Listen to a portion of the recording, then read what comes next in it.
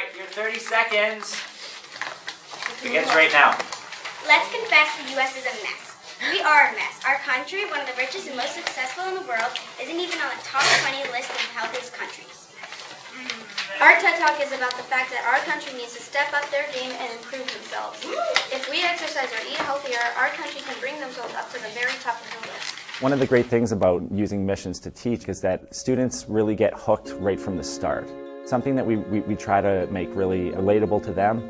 It's something that they can be excited about. For example, with my TED mission that we're working on right now, it's giving students a voice to give their opinion. And I think at this age it's so important for students to really think about what they believe in and start to share that with people around them. I think really the nice part about this was we were only given a general subject. We got to pick what we wanted to do inside it. And I think that's the really best way to engage children, is to make sure they get to have their own input. Because if they don't feel like they're having an input, they're not really interested. To me, my favorite part about the Quest model is that it's so grounded in skills and real-world topics that students are interested in. Using a mission throughout a trimester is a great way to not have me stand at the front of the classroom and say, you know, today we're going to talk about the food pyramid, okay? And we go through the food groups, we talk about each food group, and there's really no context for students to what that really means to them. To them, it's, I find in a traditional model, that's something that they would just look at on a screen, they would take their notes on it, and then they would move on. But integrating the learning into a mission model that we have here at Quest is so important because we find ways to relate it to the students in their everyday life. One of the unique aspects of hosting this TEDx event is that the students, they really take ownership of it.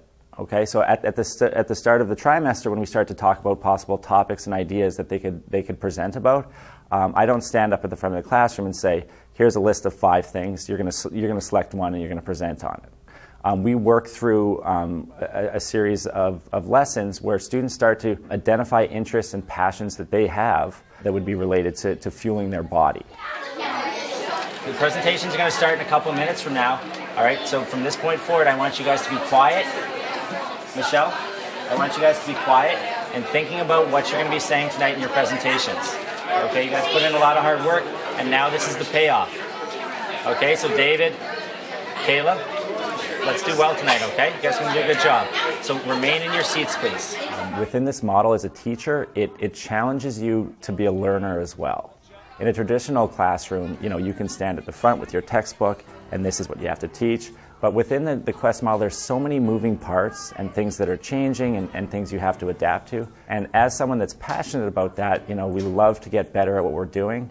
So I think that really piques a teacher's interest. And for the second year in the wellness domain, we are excited to be hosting TEDx Quest School. I'll admit, games are addicting, so what I believe you should do is cut down slowly. You might want to cut 5 or 10 minutes a day, so you don't come off it too quickly.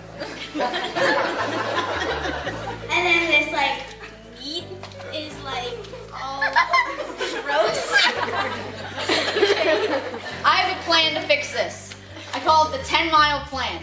You read at least 10 miles every week, and that can be split up into running, biking, or swimming. Okay, so I know what you're thinking. I don't have enough time to run 10 miles. Raise your hand if you have a TV. Who has a TV? Raise your hand. Okay, so if you don't have time, and you have a TV, then you obviously do have time to run 2 miles a day. I hope we all fight for our hope and get healthy. It was exciting to present your work to a group of people that you've never really known before, but it was nerve-wracking because you didn't know what they were going to say or react. We were really nervous before and while we were presenting, we were giggling a bit, but it was really good. All the attention was on us. To me, the most interesting part of this trimester and this mission is when the students find that topic that they're interested in, and then they see this TED platform for them to voice their ideas on it.